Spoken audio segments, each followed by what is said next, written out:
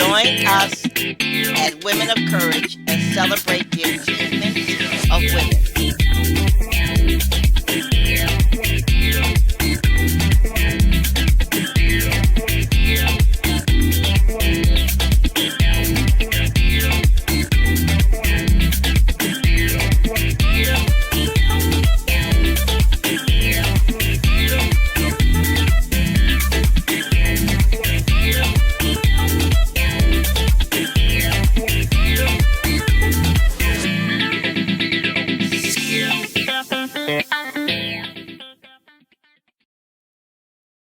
In the upcoming months, I am going to change our format significantly. This year, we will exhaust three subjects: breast cancer in black women, voting, and the subjects for black men.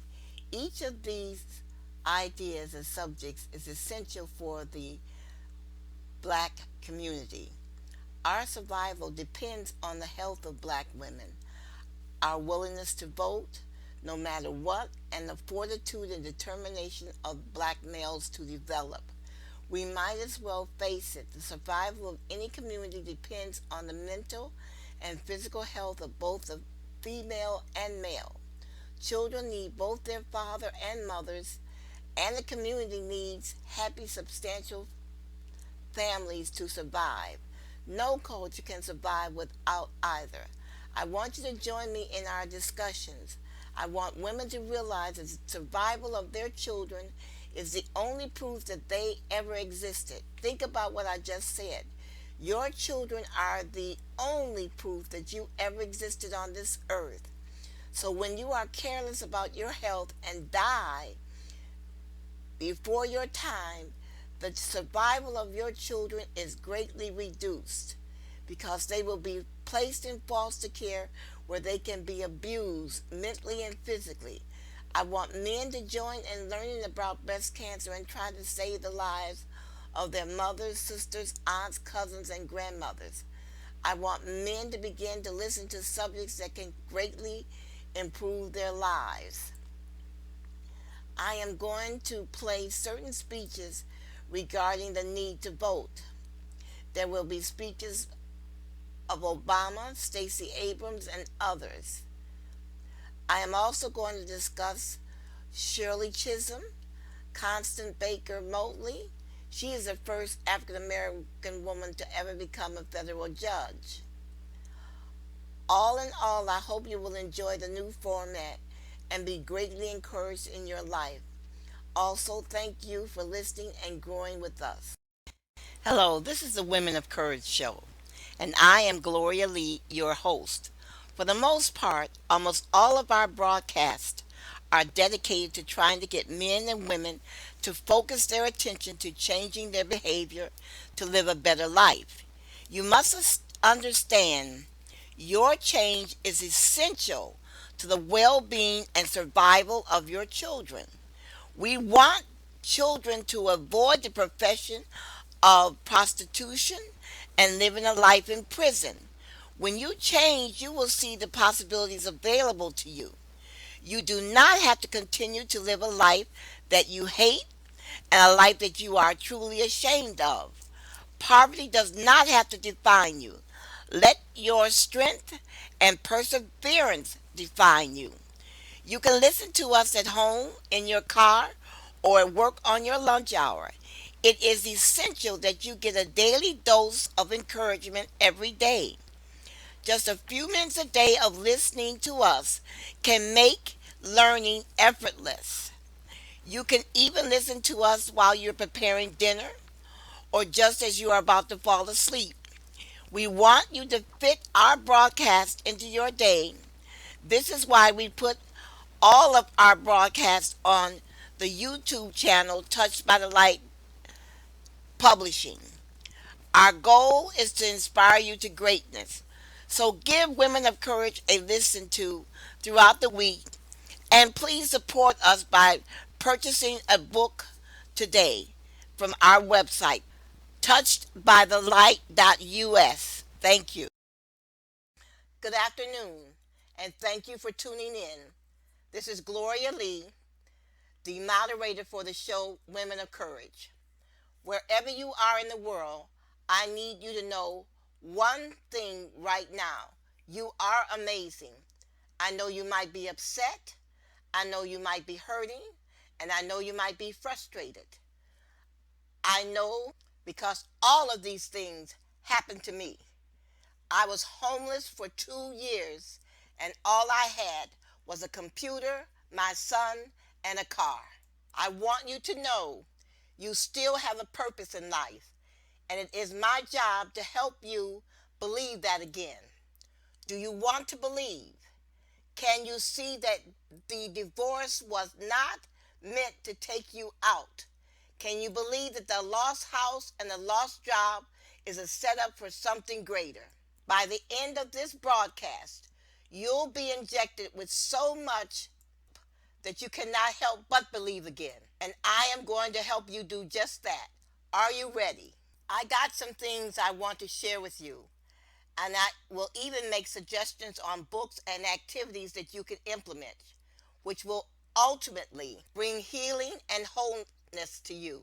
If you are ready to be healed, if you're ready to be whole, just jot down the pointers I give and watch your life transform. No matter what happened, no matter whose fault it was, today is a new day, and your time to live and be free is now. Join me in this journey to wholeness. Your time for total healing is now. Today you shall recover. Wholeness, healness, and peacefulness is in the mind. That is where all battles for life end and begin. Organizers and political leaders have been working on getting Americans out to vote for decades now, pouring their energy into drawing out the young voter, the suburban voter, the first-time voter, the elderly, and to a degree it's worked. But despite that effort, there are still large blocks of Americans, eligible Americans, who don't vote and are often not encouraged to do so. Poor and low-income Americans are quite often a neglected and ignored voter bloc, but with over 140 Americans in poverty, they're a group that could hold immense power. According to a study by the Poor People's Campaign in 2016, if poor and low-income voters would have turned out at the same rate as higher-income voters, the results in 15 states could have flipped. Because while 29 million low-income voters did cast ballots, another 34 million eligible low-income voters did not. That makes their turnout rate 20% lower than higher-income voters. That's 15 states that could have flipped. Now, as we head into the 2020 election, it's critical that amid a recession, amid racial strife and consistent defunding of our social safety net programs, poor people get a voice. My next guest has been at the forefront of the work to build up that coalition. He's got a plan to make it happen. I'm joined by the Reverend Dr. William Barber. He's the co-chair of the Poor People's Campaign, the president of Repairers of the Breach, and co-author of Revive Us Again, Vision and Action in Moral Organizing. Reverend Dr. Barber, good to see you again. Here's the thing. When we talk about the voiceless, the least among us, we're actually talking about poor people in America. The reason they're not targeted to vote is because they're not subject to anybody's advertising. They don't.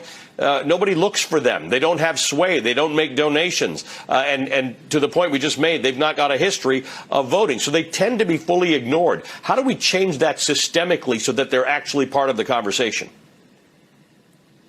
Well, a lot of times the reason people have not voted, number one, is the voter suppression that goes on, particularly among poor people, poor African American, poor Latinos, and then it impacts poor white people as well. But also, as we've crisscrossed the country, a lot of poor and low-wealth people never hear their issue. They never hear the things that they're concerned about, really talking to them and lifting them up. Well, they're starting to say across this country, that's going to be no longer. The rallying cry now is we must do more. We must shift this narrative. We must be of power. And we saw it happen in Kentucky. Some of it's happening in Mexico. I've seen it happen in North Carolina. The Senate, Alcy, for instance, is in play. And poor people and low-income people have the power to make the play. You mentioned those 15 states. It would take less than 20%. In some of those states, it's 1%. All of them are battle states. battleground state. 1% change in poor and low-income voting in Michigan could flip it. 19% change in North Carolina. Something like 6% change in Georgia. And so what poor and low-wealth people are saying, we're no longer going to wait on people to speak our issues. We have an agenda for the healing of the nation. We're going to vote in mass. We're going to change this narrative, and we're going to be a force to be reckoned with. And this report shows the kind of force they can be, and that it's really political malpractice and political suicide not to reach out to, listen to this, Alcid, 25% of the voting population. 25% of the electorate are poor and low wealth. Over 140 million people are poor and low wealth before COVID, going over 175 million in COVID. It is not only immoral, it is impractical. It makes no political sense to leave poor and low wealth people off the table. One of the things that you want to do is change the way the Democratic Party gets poor people registered to vote. What does that involve? Well, one of the things we're doing is we're having a massive campaign that's entitled MORE, mobilizing, organizing, registering, educating people for the movement who vote. And even beyond party, since we're nonpartisan, what we're saying is we must mobilize people around issues. Dr. King told us in '65 at the end of the Selma to Montgomery March that every time there's a lot of division and blocking and suppression of vote, it's the fear of extremists, the fear of the aristocracy, of poor and low wealth white and black people coming together and change. He saw that in '65. Surely we can see it in 2020. So we're saying to the Democratic Party, make sure there's a prominent place. You cannot ignore it. We personally in the movement think it's a problem to open your convention, for instance, with John Casey, who has had a history of doing policies against the poor, welfare reform, pushing voter suppression. Open it with poor and low wealth people of every race, creed, and color. Let them tell their story. Make sure they're at the table, because that's what this is really about. That's what really has to happen in this moment. And the question for the Democratic Party or any party is, can you resist the labels of left versus right and focus on our moral center and economic justice? Because there's this whole group of people, 25% of the electorate, are saying that no longer will we be quiet anymore. Reverend Dr. William Barber, co-chair of the Poor People's Campaign. Thank you for joining me, sir, on the work that you're doing to get poor people into the political system as full participants. Hey there, I'm Chris Hayes from MSNBC. Thanks for watching MSNBC on YouTube. If you want to keep up to date with the videos we're putting out, you can click subscribe just below me, or click over on this list to see lots of other great videos. I am going to pause for a second to take a short break while you listen to information regarding willpower and encouragement.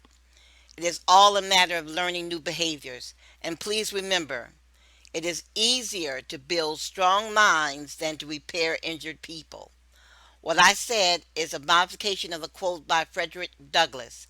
He said, it is easier to build strong children than to repair broken men. Now for my break. Hello, this is Minister Gloria Lee from the Women of Courage Show. I want you to prepare to vote. That is correct. I want you to make up in your mind, come hell or high water, that you will vote in every election that is held in the state of Michigan, regardless of how long the voting lines are and regardless of the weather. Your vote is important. That is why you need to take some water with you and a small stool to sit on.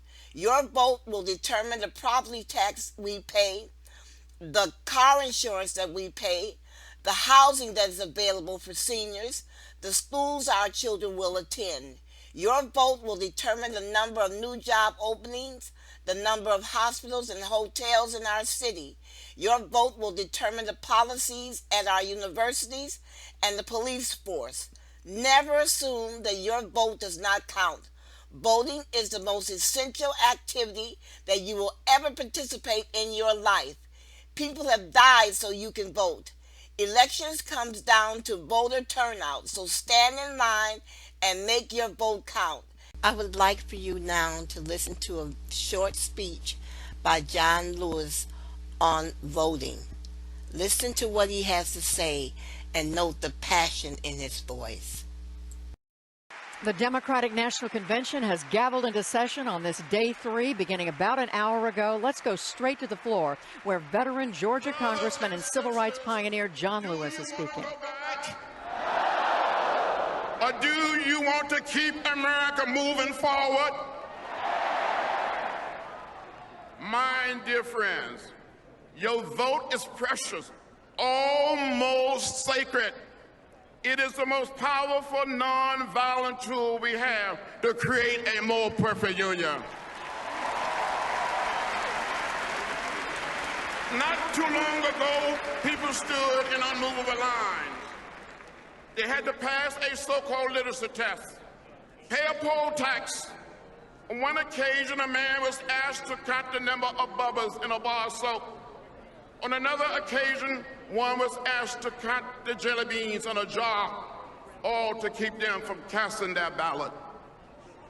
Today, it is unbelievable that there are Republican officials are trying to stop some people from voting. They're changing the rules, cutting polling hours and imposing a requirement intended to suppress the vote. The Republican leader in the Pennsylvania House even bragged that his state's new voter ID law is going to allow Governor Romney to win the state. That's not right, that's not fair, and that is not just.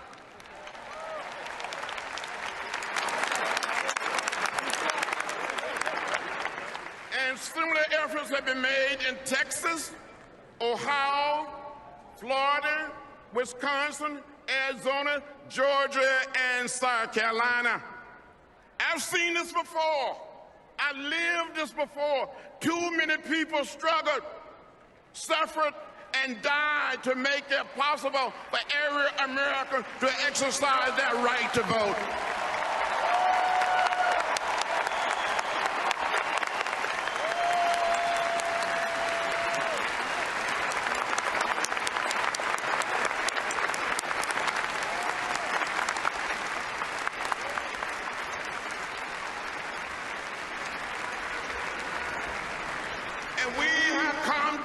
Together to ever turn back. So Democrats, we must not be silent. We must stand up, and speak out.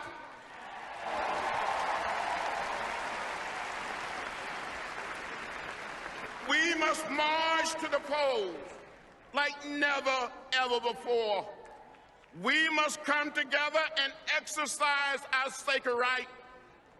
And together, on November 6th, we will re-elect the man who will lead America forward, President Barack Obama.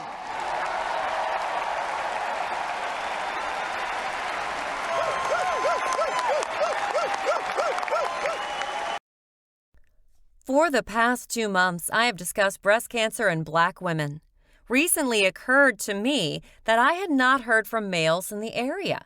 Not one man had written or called me for information on breast cancer, nor has any male volunteered to help our breast cancer campaign. This caused me to wonder why. I hope the answer is not that males think breast cancer is a woman's issue. It's not. It's a family issue. It's a marriage issue. It's a community issue. It is an issue that concerns us all. The loss of one member of our community is devastating. Everyone is affected by the death, either directly or indirectly. The death of a parent can lead to angry children and devastated husbands. The death of a parent can lead a child to criminal behavior. Breast cancer is serious business, not just because of the death, but because of the aftermath, the horror breast cancer leaves behind. This is why, as a community, this disease must be fought at all costs by all of us. You have mothers, sisters, cousins, aunts, grandmothers, great-grandmothers, and granddaughters, all at risk for breast cancer. Yes, women die of other diseases, but breast cancer is the most insidious disease of them all.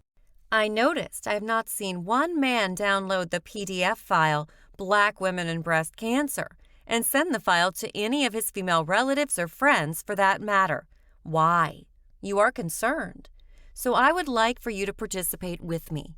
Go to https://nisv.info and download the PDF file Black Women and Breast Cancer and send it to 5 of your friends. Also, please sit down and read the booklet. It's filled with information.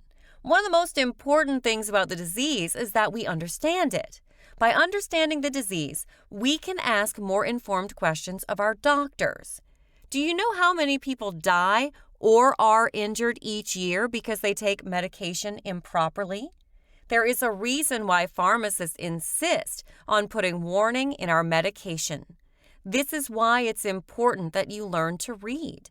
Medication errors are a problem with people who cannot read or are afraid to ask their doctor questions because they don't want to appear stupid. When you go in to see your doctor, it's not your job to try to impress him or her. You want their talents to impress you. So if you don't understand something, say so, and ask all the questions you need to feel comfortable taking your medicine or understanding your illness. The same with your pharmacist. Ask him or her questions until you feel comfortable taking your medication and you know how to take your medication properly. I received a medication in the mail. I did not know how to take it. I read the directions, but it was not clear to me how to take the medication properly. I was truly frustrated because I knew I was a competent reader. I drove down to the VA medical center and asked the pharmacist to show me how to take my medication. The pharmacist didn't say a word, but she came out, sat down, and demonstrated how I was to take my medication. And she discussed the actions the medication would have on my body. I left her knowing more than I did when I arrived.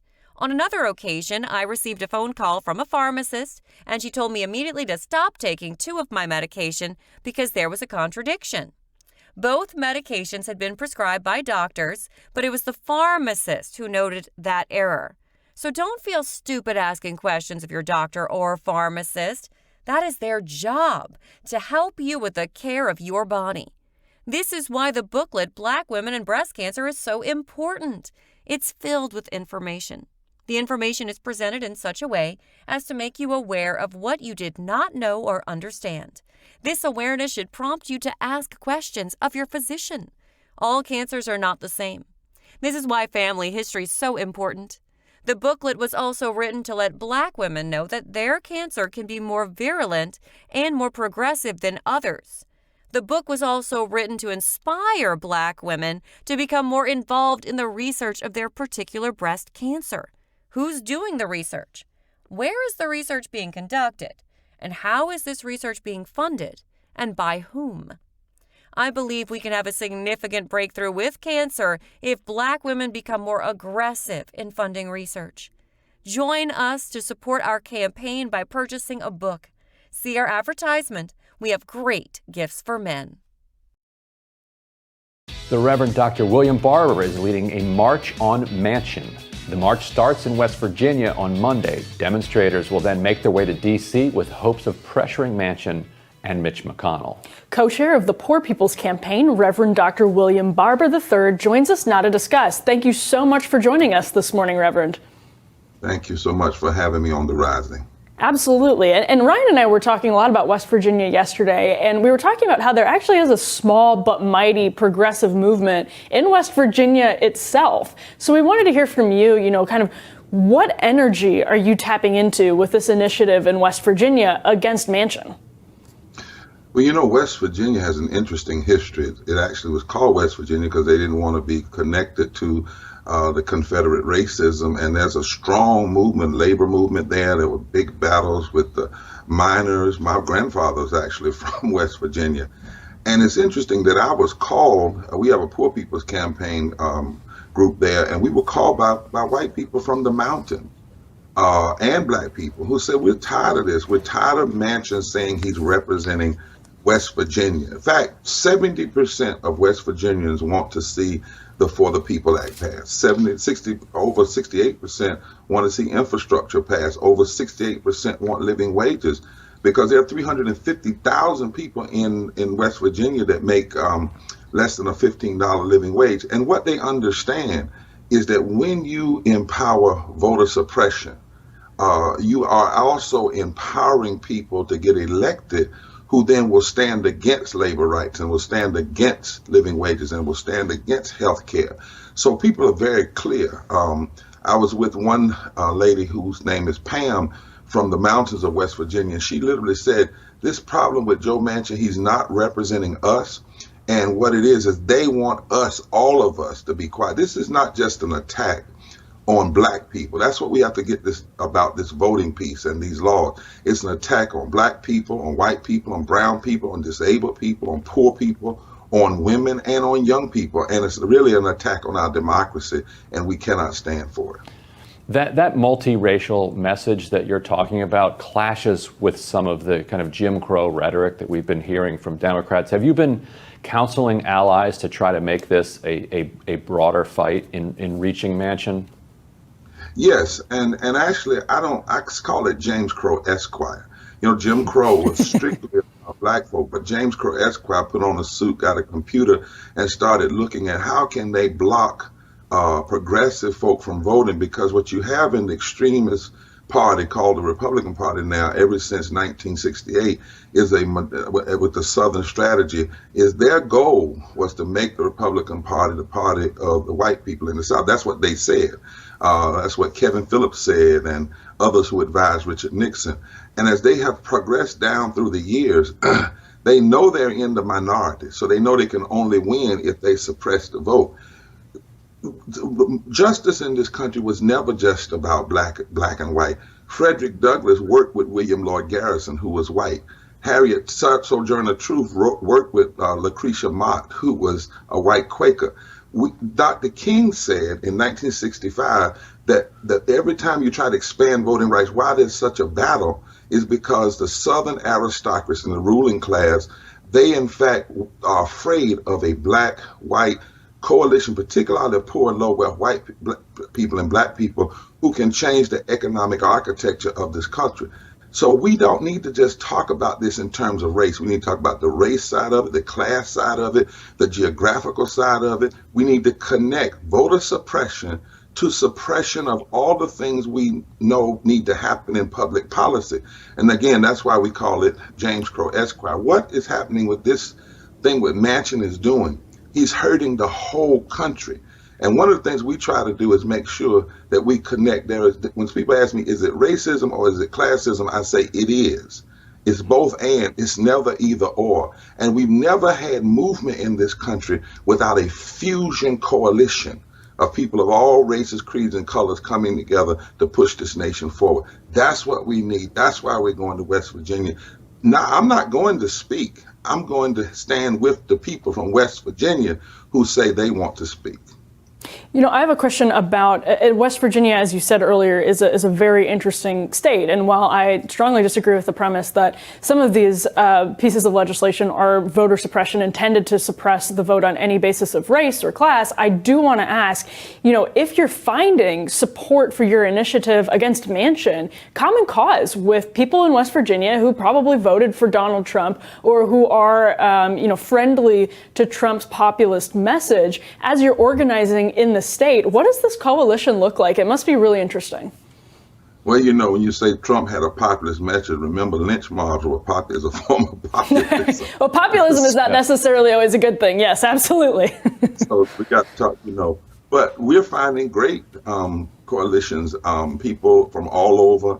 I've been to West Virginia now 3 times. And remember, we met with Manchin, and we met with him with 12 people from West Virginia, white and black, and they all challenged him. They challenged him. Again, the numbers tell us, not just us talking, that 70% of West Virginians want our democracy to work. They want For the People's Act. They want their voting rights protected. I've had white people up in the hollows of the mountain say that when you suppress the vote and you close, allow all this dark money in, it hurts us. Notice the United Mine Workers came out right after we said we were going to West Virginia. Cecil Roberts, the United Mine Workers, came out and said Manchin was wrong. They put a press release out. And those are miners, right? Those are miners in West Virginia. And they said, we want the For the People Act. We want the Voting Rights Act restored. They understand the connection between voting rights and all of the other progressive policies. And another thing,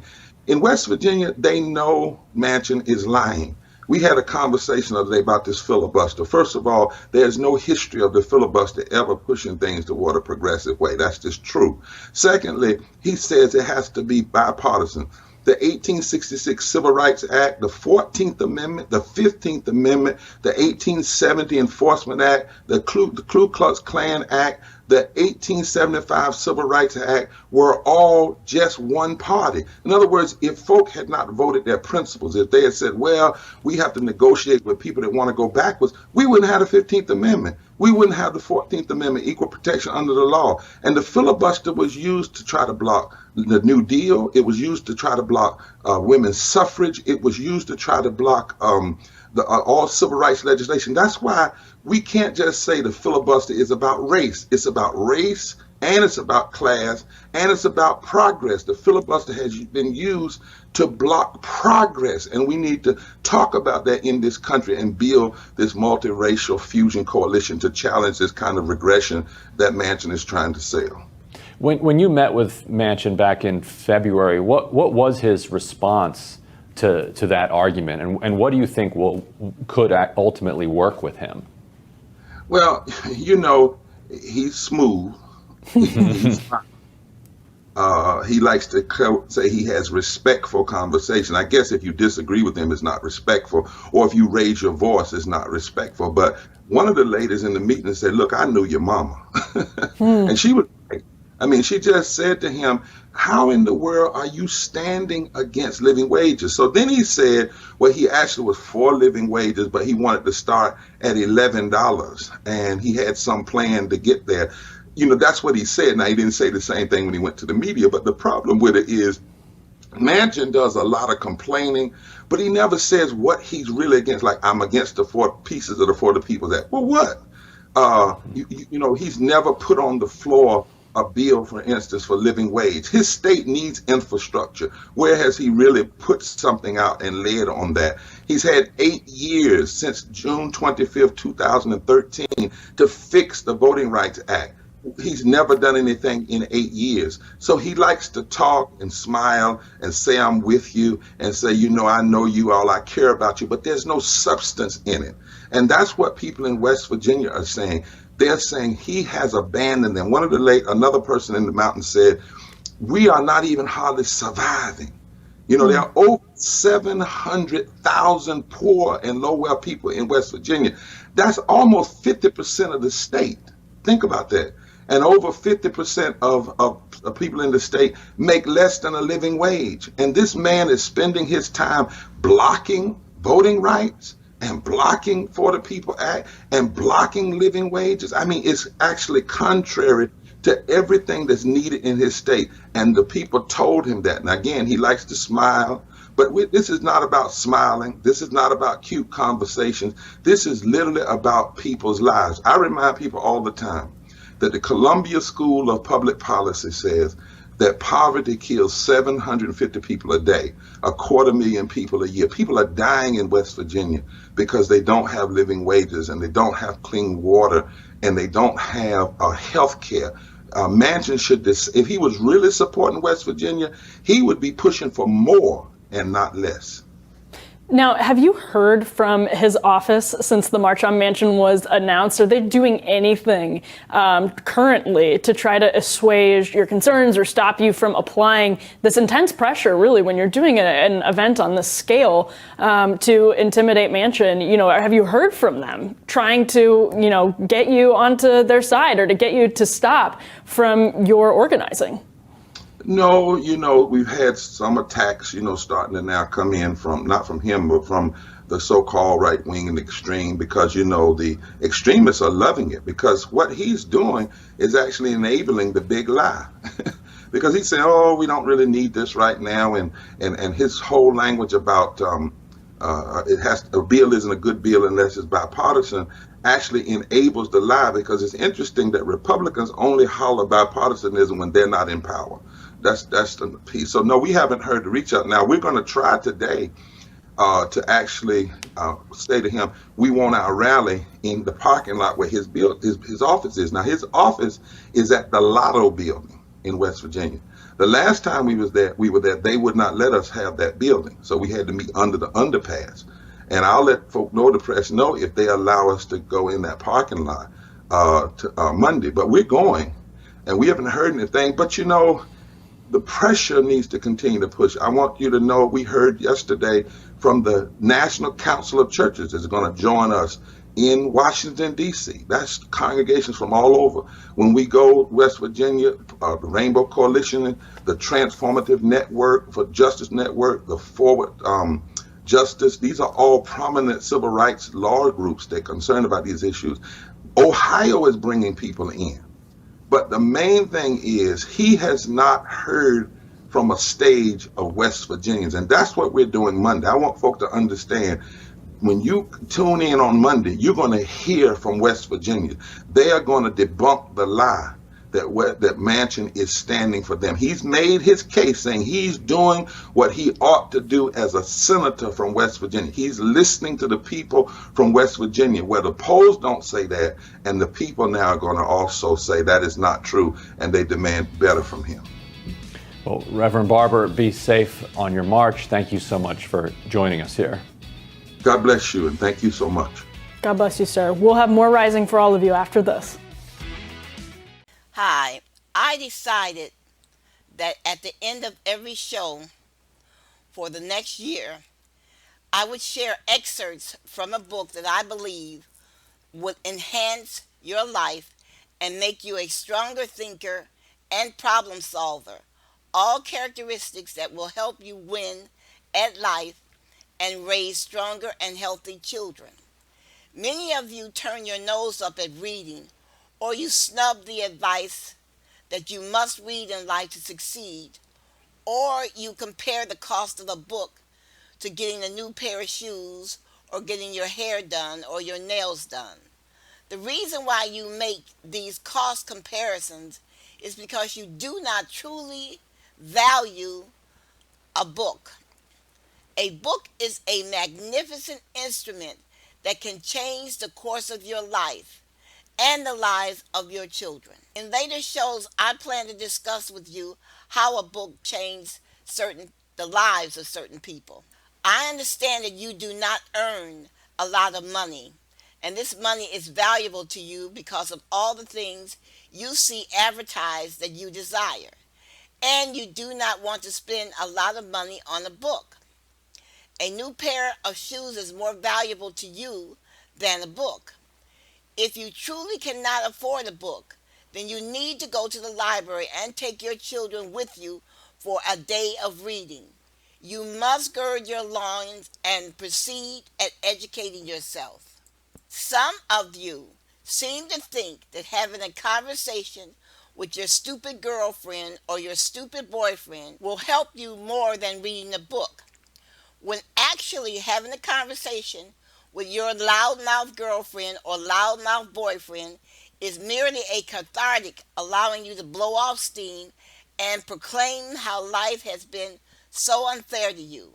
What you do not realize is that the advice coming from your do-nothing girlfriend or your do-nothing boyfriend is advice coming from a fool. Your do-nothing girlfriend is a sexual opportunist looking for a man she can impress with her body.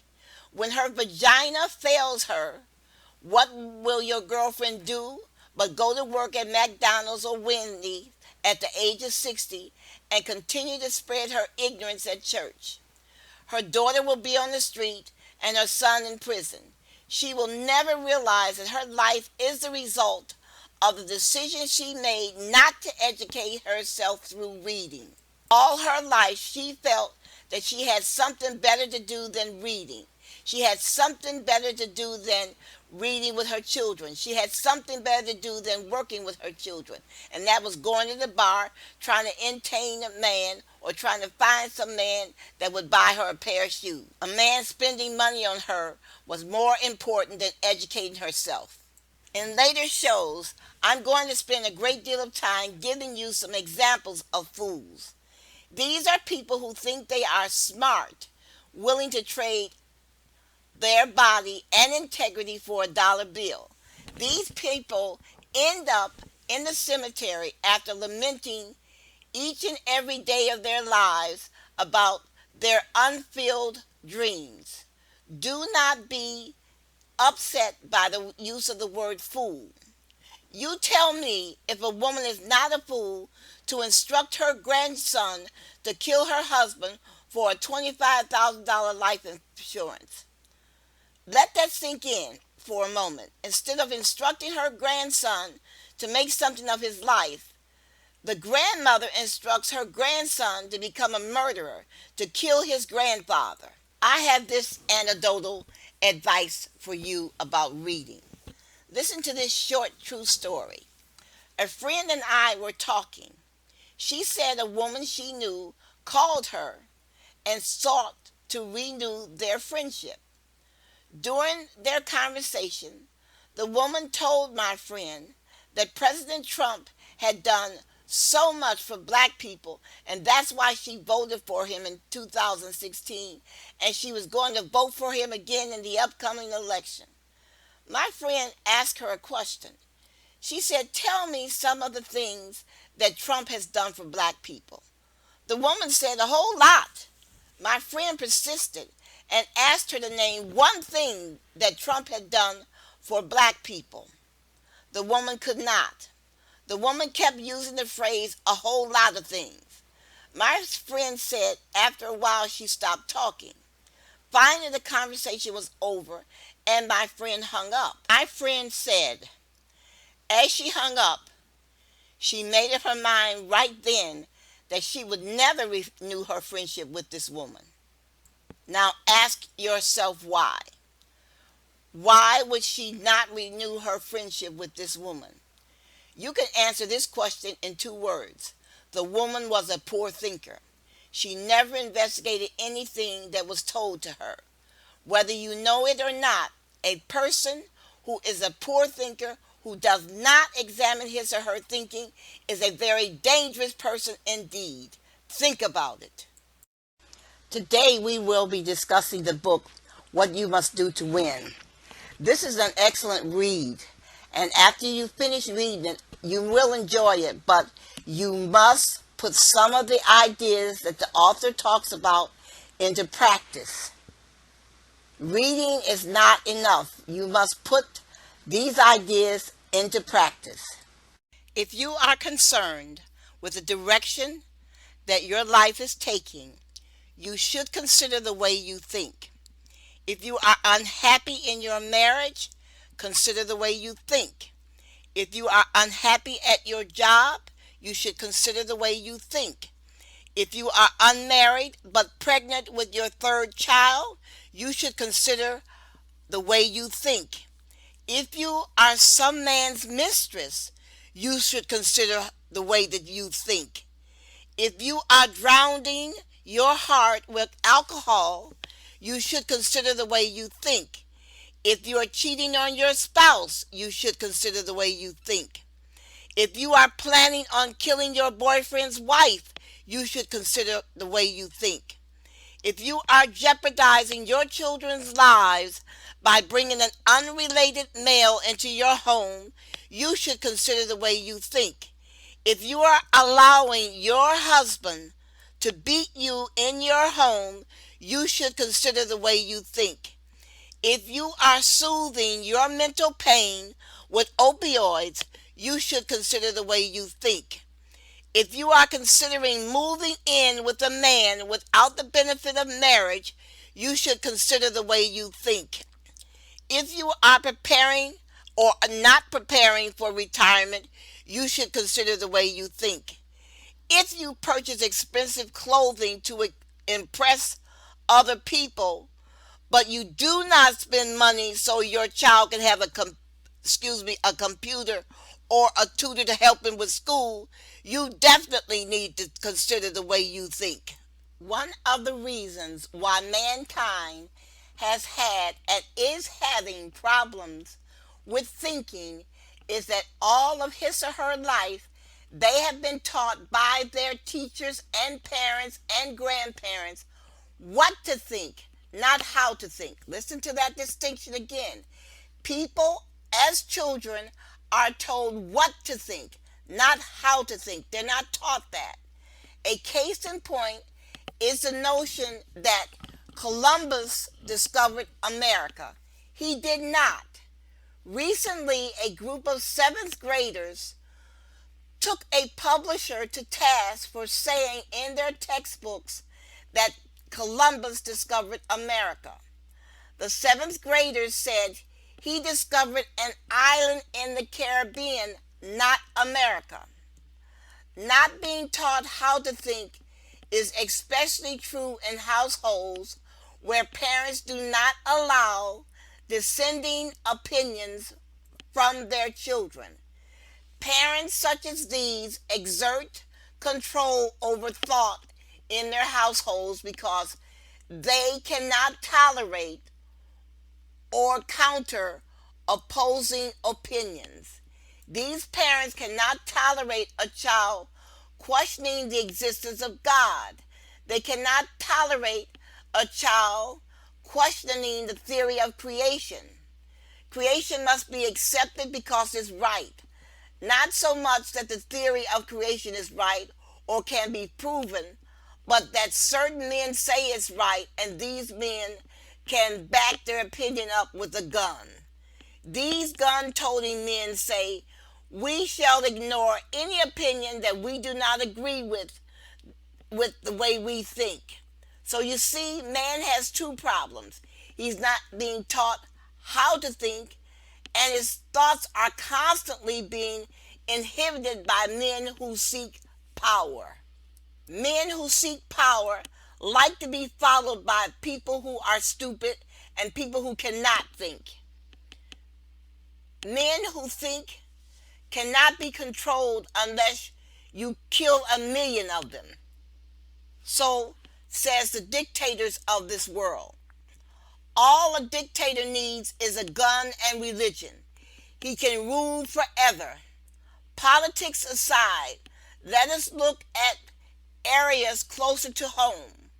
We shall discuss thinking with respect to who is the face in the mirror that we look at every morning.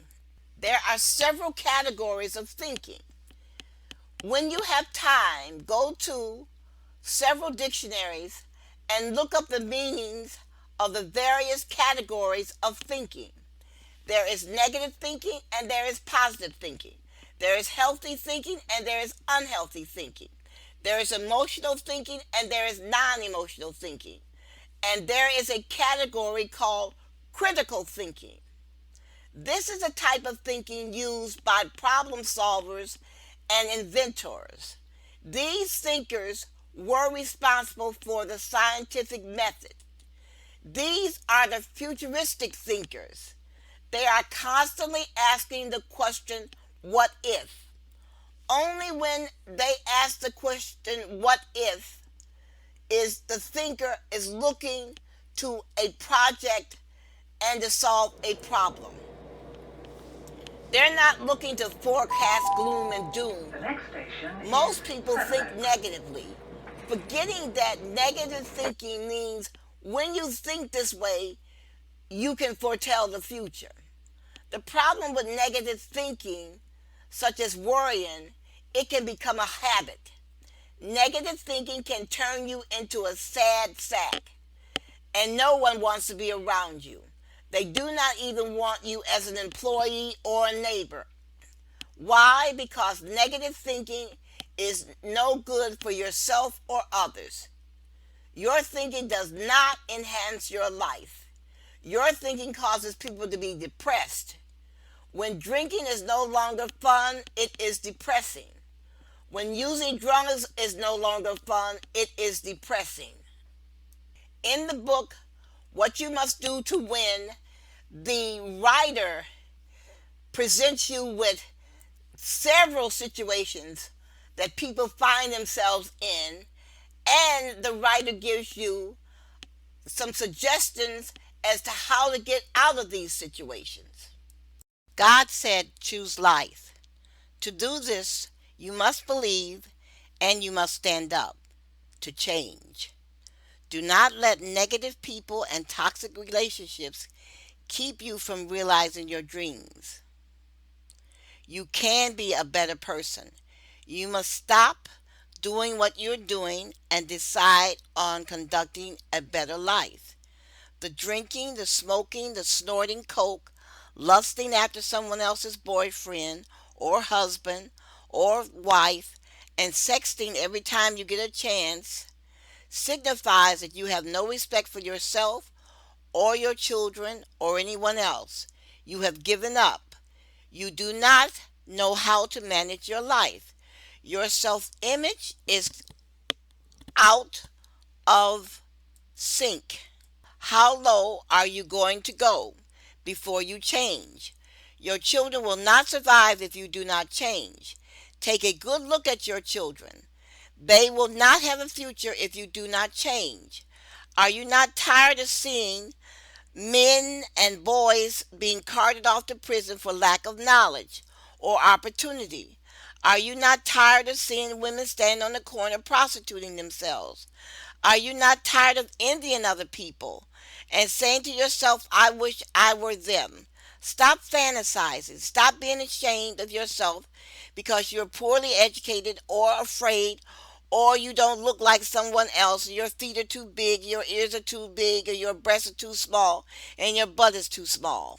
Stand up to life and change. Change is hard, but why die expressing regret? Do you know that negative thought and the negative dialogue that we conduct with ourselves every day can lead to murder because it's based on envy, hatred, and jealousy? I'm going to talk to you about how self-dialogue has led to murder. Our lessons are viewer supported. If you enjoy our lessons and they have been a help to you, please send the Women of Courage Show a donation. Any amount will help. $1 will help. Spread our message. You can also go to our website, touchedbythelight.us, and purchase the book, You Are the Prophet of Your Life. We support ourselves through book sales. The book is also on sale at the radio station WHPR 160 Victor Street in Highland Park, Michigan, right off of Woodward Avenue. If you do not have internet access, you can make a donation to us by mailing it to Post Office Box 7688, Bloomfield Hills, Michigan 48302. Your support will be greatly appreciated. This video was brought to you by the Women and Children's Restoration Ministries. Why not email us at murderedvoices@gmail.com and learn about the programs we have to assist women. We welcome women who wish to participate. Surely you have a few hours each month to help us with one of our programs. We believe that one of our programs, Recruiting Citizens, The Wall Project, Black Women in Cancer, Teach Someone to Read, will interest you, where you might volunteer once a month to help us. Our primary function is to assist women in changing their lives. Email us today. We would appreciate your help. Congressman John Lewis is a living legend and an icon of the civil rights movement. A central focus of Lewis's activism has been the fight for the right to vote, a right that until 1965, generations of African Americans had been denied. When John Lewis was a teenager, he read in a comic book about what Dr. King had been doing in Montgomery. And he went to his parents and he says, I want to be part of this. By 1963, John Lewis had helped organize demonstrations and sit-ins across the South. When he was elected chairman of the Student Nonviolent Coordinating Committee that same year, he became one of the Big Six leaders of the civil rights movement and helped plan the March on Washington. At age 23, Lewis was the youngest person to speak at the event. But his most defining moment came 2 years later, when he turned his attention to voting rights and helped lead a dangerous civil rights march from Selma to Montgomery. John Lewis was on the front lines of the 50-mile march, starting in Selma to Montgomery, demonstrating the murder of Jimmy Lee Jackson A young African American who was killed by a state trooper, but also the denial of African Americans' right to vote across the South. If they could get the nation to zero in on Selma, Alabama, a place that had a large black population and very few African Americans who were registered to vote, then perhaps there could be some action. As activists marched across the Edmund Pettus Bridge, state troopers tear-gassed and beat them on what came to be known as Bloody Sunday. Lewis himself was severely beaten, suffering a fractured skull. 8 days after Bloody Sunday, President Lyndon Baines Johnson introduced the Voting Rights Act in Congress, and he would sign it into law in August 1965. Today, we strike away the last major shackle of those fierce and ancient bonds. The Voting Rights Act of 1965 was written on the road from Selma to Montgomery. The government responded and reacted to the power of the people. John Lewis has helped secure the right to vote for millions of Americans. He's been on the front lines of the fight for civil rights for over 50 years. And the last time I checked, he was still fighting. Too many people struggled, suffered, and died to make it possible for every American to exercise their right to vote. And we have come too far together to ever turn back. We must stand up, and speak out.